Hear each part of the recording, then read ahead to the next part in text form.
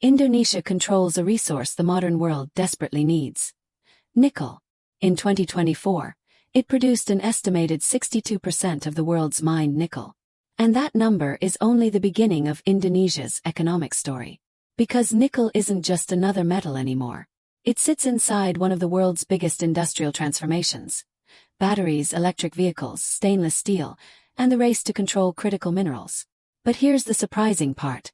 Indonesia isn't simply a mining country.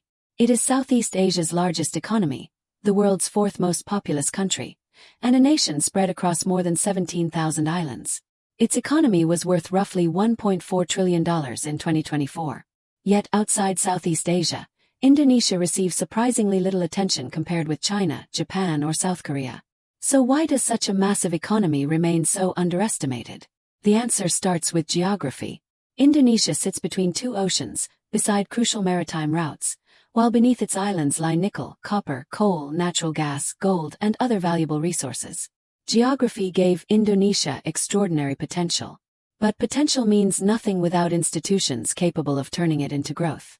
And Indonesia learned that lesson the hardest possible way during the Asian financial crisis of 1997 and 1998. In 1998, Indonesia's economy contracted by roughly 13%. The crisis destroyed confidence, destabilized politics, and eventually ended Suharto's three-decade rule. Indonesia's economic future suddenly looked anything but certain. Yet the collapse eventually forced major changes. Indonesia rebuilt financial institutions, strengthened economic management, decentralized political power, and emerged with a more resilient framework for handling future shocks. The disaster became part of the foundation. Then Indonesia discovered another advantage: scale. With more than 280 million people, the country has something commodity exporters often lack: a huge domestic market capable of generating demand even when global markets become unstable. A factory in Indonesia doesn't have to depend entirely on exports. It can sell motorcycles to Indonesians, phones to Indonesians, food to Indonesians, homes to Indonesians, and millions of those purchases keep money circulating inside the country. That matters because commodities are volatile. Coal, palm oil, and metals can boom when prices rise and hurt when prices fall. A large consumer economy provides Indonesia with a second engine, one powered by its own population. And Indonesia's growth has been remarkably steady. The economy grew about 5% in 2024, and the World Bank projects growth around 5% again in 2026. That consistency is one of Indonesia's least appreciated strengths. But steady growth can hide a deeper problem. If productivity isn't rising fast enough, a country can become larger without becoming dramatically richer. And Indonesia now faces exactly that challenge, turning economic size into higher value economic output. That is why Indonesia's next economic chapter isn't simply about digging more minerals. It is about processing them, manufacturing products, building infrastructure, training workers, and capturing more value before those products leave the country. Then came the decision that changed Indonesia's position in the global mineral economy. Jakarta restricted exports of unprocessed nickel and pushed companies toward processing the resource inside Indonesia. It was a bold gamble. The logic was simple. Why export the raw material and let another country perform the valuable processing? If Indonesia controlled the resource, policymakers wanted more of the industrial chain: investment, factories, technology, jobs, and eventually manufacturing. The strategy attracted enormous investment, particularly from Chinese-linked companies with capital, technology, and industrial experience. New smelters and industrial parks expanded rapidly across resource-rich parts of Indonesia. And the numbers reveal the transformation. In 2024, Indonesia produced 62% of the world's mined nickel. It had effectively turned one natural resource into a strategic bargaining chip for a rapidly changing global industry. But there was a catch.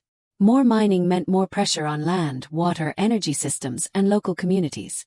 Industrial growth created jobs and investment, but it also created environmental costs that Indonesia cannot simply ignore. There is another risk. Nickel prices can fall, battery technologies can change, and global supply can expand. Indonesia's advantage is enormous today, but no resource advantage lasts forever without reinvestment. That is why Indonesia's real ambition is bigger than nickel. The goal is to move upward, from mining to refining to components to manufacturing. The question is whether Indonesia can capture enough of that chain to create lasting domestic wealth. Now look beneath the headlines. Because Indonesia's economy isn't powered by one miracle industry. It is a network. Consumers, banks, factories, farms, ports, roads, digital platforms, energy systems, and global trade all working at the same time. But Indonesia has a problem few continental economies face. It is an archipelago. A product made in Java must cross water, roads, warehouses, and distribution networks before reaching customers thousands of kilometers away. That makes infrastructure unusually important. Every better port, highway, railway, bridge, warehouse, and power connection reduces the economic distance between Indonesia's islands. Infrastructure here isn't decoration. It is productivity. And then there is the port that connects Indonesia to the world. Tanjung Priok in Jakarta handles enormous volumes of containers, linking Indonesian factories and consumers with international shipping networks across Asia and beyond. But Indonesia is no longer relying only on physical infrastructure. Its digital economy has become the largest in ASEAN by gross merchandise value, with e-commerce, digital payments, online services, and mobile connectivity reshaping everyday commerce. This matters because digital platforms can leapfrog old infrastructure. A small Indonesian seller doesn't need a traditional storefront in every city if logistics and mobile payments can connect that seller directly to millions of potential customers. But digital growth has limits. Internet access has expanded dramatically, yet quality and speed remain uneven, especially across rural areas. Indonesia still has to turn connectivity into productivity, rather than simply more time spent online. The same problem appears in the labor market. Indonesia creates jobs, but too many are concentrated in lower-value activities. Between 2018 and 2024, real wages declined by about 1.1% annually, according to the World Bank. So Indonesia faces a strange paradox. Its economy can grow, its cities can expand, and its factories can multiply, while many workers still struggle to move into genuinely higher-paying jobs. That is the next economic battle. And this is why education and skills may become more valuable than Indonesia's mineral reserves. Machines can process nickel, but people must design factories, manage technology, improve productivity, and build companies capable of competing globally. That explains Indonesia's long-term ambition. The government wants the country to reach high-income status by 2045. But achieving that requires much faster productivity growth, better jobs, stronger investment, and more sophisticated industries. Now put Indonesia's scale into perspective. It is the world's fourth most populous country and Southeast Asia's largest economy. That alone makes its consumer market and economic decisions important far beyond its borders. Then add the nickel advantage.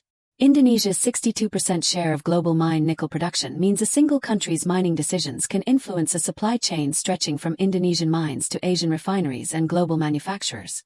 And then comes geography again. Indonesia sits between the Indian and Pacific Oceans, making its waters strategically important to global shipping, energy flows, and Asian trade. Its location gives the country economic importance that cannot be measured in GDP alone. This is why Indonesia matters to China, Japan, South Korea, India, Australia, Europe, and the United States. Different countries may want different things from Indonesia, but many increasingly need access to its markets, resources, routes, or industrial capacity. But Indonesia doesn't want to remain merely a supplier. Its industrial policy increasingly aims to make the country a place where raw materials are processed, components are manufactured, and eventually more sophisticated products are built. That strategy is already changing the physical landscape. Industrial parks have appeared near mineral deposits, new roads connect factories to ports, and power infrastructure follows industrial demand. Indonesia is literally rebuilding parts of its geography around production. But industrialization brings another dilemma. Energy. Smelters and factories require enormous amounts of reliable electricity. If Indonesia expands industry using high-emission energy sources, it can create economic growth while increasing its environmental burden. This is one reason Indonesia's next decade will be so important. The country has an opportunity to convert natural resource power into industrial power, but doing so sustainably will require cleaner energy, better regulation, stronger infrastructure, and serious investment. And there is one more number worth remembering. Indonesia's official national poverty rate fell to 8.5% in March 2025. That's major progress, but it also shows why GDP alone cannot tell the whole story of Indonesia's transformation. Millions have benefited from Indonesia's economic progress, but vulnerability remains. The real test is whether future growth creates enough productive, well-paying jobs to move households securely into the middle class and beyond. The World Bank's message is clear. Indonesia's resilience is real, but productivity reforms are essential. Stronger skills, better competition, deeper investment, and improved digital infrastructure could determine whether today's steady growth becomes tomorrow's economic acceleration. That creates a fascinating contradiction.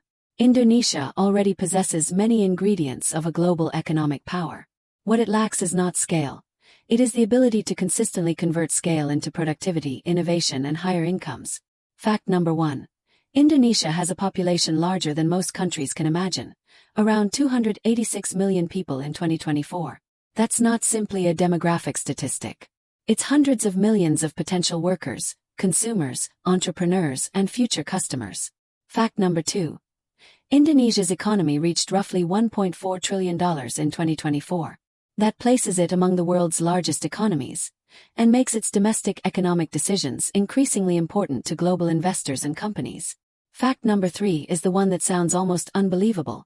Indonesia supplied an estimated 62% of the world's mined nickel in 2024. One country, one critical mineral, more than half of global mine supply. Put those 3 facts together and the picture changes completely.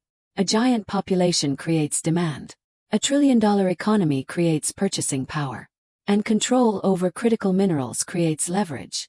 Indonesia's economic importance comes from the combination.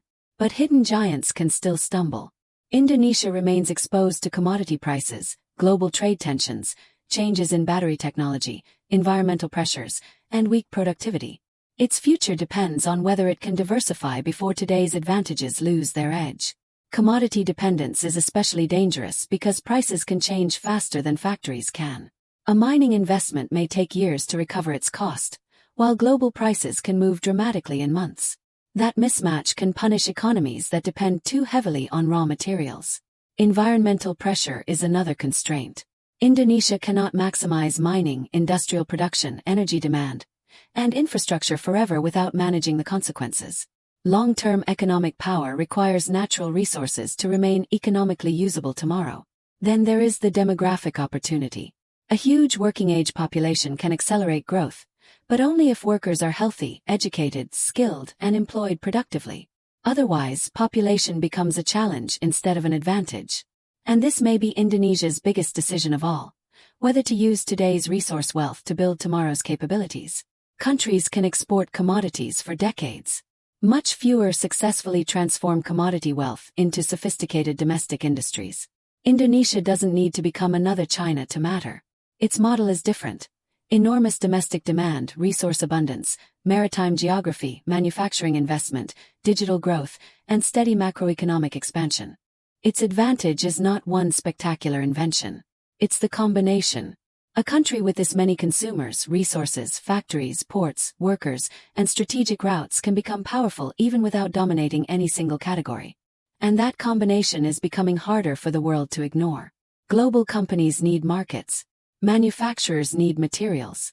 Supply chains need diversification. Indonesia can potentially provide all 3, but only if its institutions and infrastructure keep pace. The World Bank expects Indonesia to grow about 5% in 2026, before accelerating toward 5.2% in 2027 and 2028 under its current projections. But the bigger question isn't whether Indonesia grows. It's what kind of growth comes next. Because 5% growth can make a country bigger. But productivity growth can make a country richer. That distinction will determine whether Indonesia simply remains a large emerging economy, or becomes one of the defining economic powers of this century. So why has Indonesia been called a hidden economic giant? Because for years, its strengths were scattered across different stories. Commodities here, consumers there, ports somewhere else, digital growth somewhere else. Only when you connect the pieces does the scale become obvious. Indonesia's rise was never guaranteed. It passed through dictatorship, financial collapse, political transformation, commodity cycles, controversial reforms, and difficult trade-offs.